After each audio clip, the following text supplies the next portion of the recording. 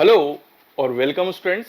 आपका स्वागत है कर्ण गुप्ता ट्यूटोरियल क्लासेस में, जिसमें हम आज बात करेंगे एक ऐसे इंपॉर्टेंट एग्जाम्पल और ऐसे इंपॉर्टेंट एक्सपेरिमेंट के बारे में। और ये एक्सपेरिमेंट बहुत ही इंपॉर्टेंट है, तो आज हम बात करेंगे हर्शे और चेस एक्सपेरिमेंट के बारे में और बिल्कुल इजी और सिंपल वे में समझेंगे कि एक्सपेरिमेंट क्या था और इसका इंपॉर्टेंस क्या था। तो चलिए स्टार्ट करते हैं और बात करते हैं हर्शे और चेस एक्सपेरिमेंट के बारे में।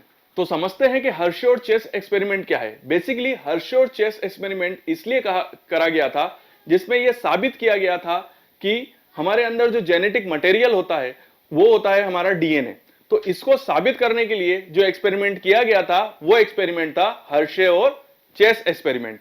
तो सबसे पहले हम थोड़ा हिस्ट्री में चलते हैं कि हुआ क्या था। देखिए 20th सेंचुरी, जब 20th सेंचुरी के स्टार्टिंग में जितने भी बायोलॉजिस्ट थे वो ये मानते थे कि हमारे अंदर जितना भी जेनेटिक मटेरियल जो होता है, मतलब जितना भी जेनेटिक प्रोसेस जो हो रही है उसके लिए जो कंपोनेंट उत्तरदायी है या जिसकी वजह से होता है वो होता है प्रोटीन।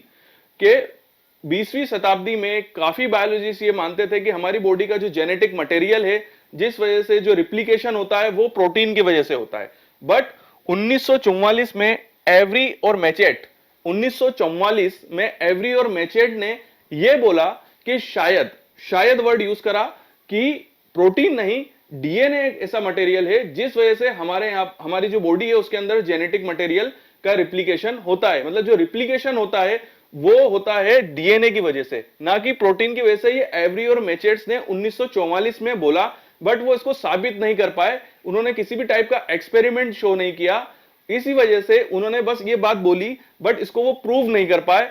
फिर 1952 में हर्शे और चेस जिस एक्सपेरिमेंट की हम बात कर रहे हैं, उन्होंने 1952 में मतलब 8 साल बाद ये एक्सपेरिमेंट डिजाइन किया और ये प्रूव किया कि हमारी बॉडी के अंदर जो जेनेटिक मटेरियल होता है और जो रिप्लिकेशन होता है वो डीएनए की वजह से होता है, ना कि प्रोटीन की वजह से। तो चलिए अभी हम समझते हैं कि एक्सपेरिमेंट क्या था और उन्होंने किस टाइप से ये साबित किया कि हमारी बॉडी के अंदर जो रिप्लिकेशन हो रहा है, जो डीएनए मटेरियल जो रिप्लिकेट हो रहा है वो डीएनए है, ना कि प्रोटीन। तो अब हम बात करते हैं कि हर्शे और चेस एक्सपेरिमेंट जो था वो स्टार्ट कहां से हुआ। तो सबसे पहले हर्शे और चेस ने एक एक्सपेरिमेंट किया। वो एक्सपेरिमेंट क्या था मैं आपको समझाता हूं। हर्शे और चेस एक्सपेरिमेंट किया गया था ये जानने के लिए कि हमारी बॉडी के अंदर जो जेनेटिक मटेरियल का ट्रांसफर होता है वो डीएनए की वजह से होता है कि प्रोटीन की वजह से होता है। तो इस क्वेश्चन का आंसर जानने के लिए सबसे पहले हर्शे और चेस ने क्या किया कि एक बैक्टीरियल सेल ली। ये एक बैक्टीरियल सेल है और उसको उन्होंने बैक्टीरियोफेज से इन्फेक्ट कराया। जैसे ही बैक्टीरियल सेल बैक्टीरियोफेज से इन्फेक्ट हुई, अंदर इन्फेक्शन के बाद बैक्टीरियोफेज की ग्रोथ होने लग गई। मतलब एक बैक्टीरियोफेज ने बैक्टीरियल सेल को इन्फेक्ट किया और अंदर बहुत सारे बैक्टीरिया फेज की ग्रोथ होने लग गई। कुछ समय बाद जब बैक्टीरियल ग्रोथ हुई तो उस बैक्टीरिया जो था वो किल हो गया। क्वेश्चन यहां उठता है कि ये जो बैक्टीरियोफेज ने बैक्टीरिया को इन्फेक्ट किया और अंदर जो बैक्टीरियोफेज की ग्रोथ हुई ये किसकी वजह से हुई? क्या ये प्रोटीन की वजह से हुई कि डीएनए की वजह से हुई? किसने जेनेटिक मटेरियल जो था वो कौन सा जेनेटिक मटेरियल था, या वो डीएनए था कि प्रोटीन था, जिसकी वजह से बैक्टीरियल सेल के अंदर बैक्टीरियोफेज की एक तरह से ग्रोथ हुई और बाद में बैक्टीरियल सेल किल हो गई। तो इस क्वेश्चन का आंसर के लिए ही हर्शे और चेस ने अपना एक्सपेरिमेंट किया। तो आइए और समझते हैं कि वो एक्सपेरिमेंट क्या था। बैक्टीरियोफेज और बैक्टीरिया वाला उसी को उन्होंने कंटिन्यू किया। तो उन्होंने करा ये कि उन्होंने दो बैक्टीरियोफेज लिए, एक बैक्टीरियोफेज और दूसरा बैक्टीरियोफेज।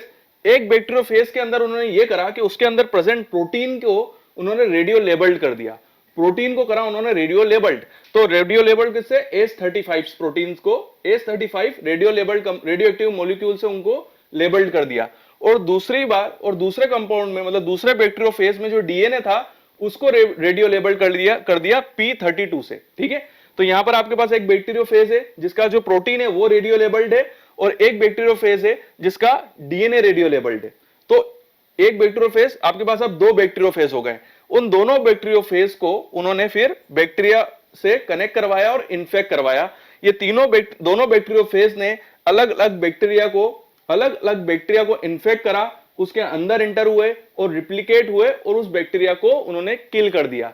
ठीक है, अब हमने करा क्या यहाँ पर, देखिए यहाँ पर हमारे पास दो बैक्टीरियोफेज थे, एक में प्रोटीन रेडियो एक्टिव लेबल था और एक में डीएनए रेडियो एक्टिव लेबल था, दोनों ने रिप्लिकेशन किया है। अब हमको यह पता कराना है कि रिप्लिकेशन के लिए जवाबदार कौन है, किसकी वजह से रिप्लिकेशन होता है। तो करा ये कि हमने इन दोनों बैक्टीरिया को लिया जिसके अंदर बैक्टीरियोफेज प्रेजेंट थे जो रिप्लिकेट हुए थे, ठीक है।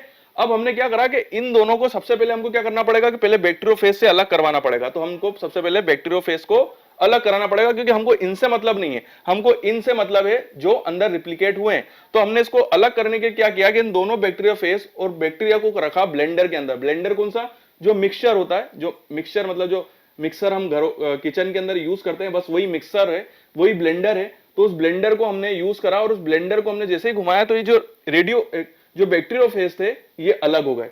अलग होने के बाद हमने ये देखा कि जो इसके अंदर जो रिप्लिकेटेड बैक्टीरियोफेज थे उसके अंदर जब हमने चेकिंग करी तो उसके अंदर जितने भी बैक्टीरियोफेज थे उसके अंदर प्रेजेंट था P32 रेडियो लेबल्ड, क्योंकि वो डीएनए के अंदर प्रेजेंट था। और किसी भी बैक्टीरियोफेज के अंदर हमको ACE35 जो कि प्रोटीन के अंदर प्रेजेंट था वो नहीं मिला।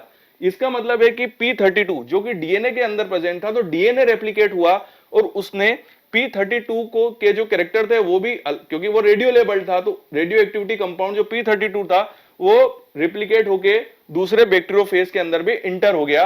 तो इससे ये प्रूव हुआ कि जो रिप्लिकेशन हुआ वो डीएनए की वजह से हुआ, ना कि प्रोटीन की वजह से। अगर प्रोटीन रिप्लिकेट होता, मगर इसका मतलब ये है कि अगर प्रोटीन के अंदर रिप्लिकेशन वाली प्रॉपर्टी होती, ये जेनेटिक मटेरियल होता, तो सभी बैक्टीरियोफेज जो रिप्लिकेट होने के बाद बने उसके अंदर प्रेजेंट होता ACE35, बट किसी के अंदर भी ACE35 प्रेजेंट नहीं था। इसका मतलब ये हुआ कि प्रोटीन रिप्लिकेट नहीं होता है और ना ही ये जेनेटिक मटेरियल का रोल प्ले करता है।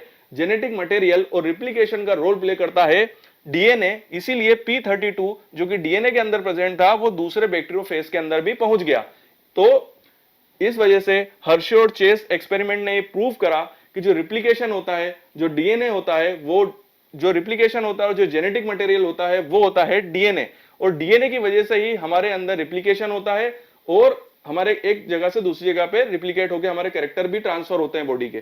तो इस एक्सपेरिमेंट से प्रूव हुआ कि डीएनए ही ऐसा मॉलिक्यूल है जो हमारी बॉडी के अंदर रिप्लिकेशन करता है और जेनेटिक मटेरियल का रोल प्ले करता है। तो मैं आशा करता हूं कि आपको एक्सपेरिमेंट बहुत इजी और सिंपल वे में समझ में आ गया होगा। फिर भी अगर आपको कंफ्यूजन है, कोई चीज समझ में नहीं आई है, तो कमेंट्स बॉक्स में मुझसे क्वेश्चन पूछ सकते हैं, मैं जरूर आपके क्वेश्चंस का जवाब दूंगा। वीडियो देखने के लिए थैंक यू वेरी मच और यूं ही बने रहिए मेरे साथ। एक इंपॉर्टेंट इंफॉर्मेशन कि अगर आप भी इन इंस्ट्रूमेंट पे ट्रेनिंग करना चाहते हैं तो you are most welcome in our institute. Institute का एड्रेस और सारी इंफॉर्मेशन, चाहे वो ईमेल आईडी हो या चाहे उसका मोबाइल नंबर हो हमारा, वो सभी हमने डिस्क्रिप्शन बॉक्स में दिया हुआ है। आप हमसे डायरेक्टली कांटेक्ट कर सकते हैं और अगर आपकी कोई क्यूरी है तो वो भी आप हमको बता सकते हैं।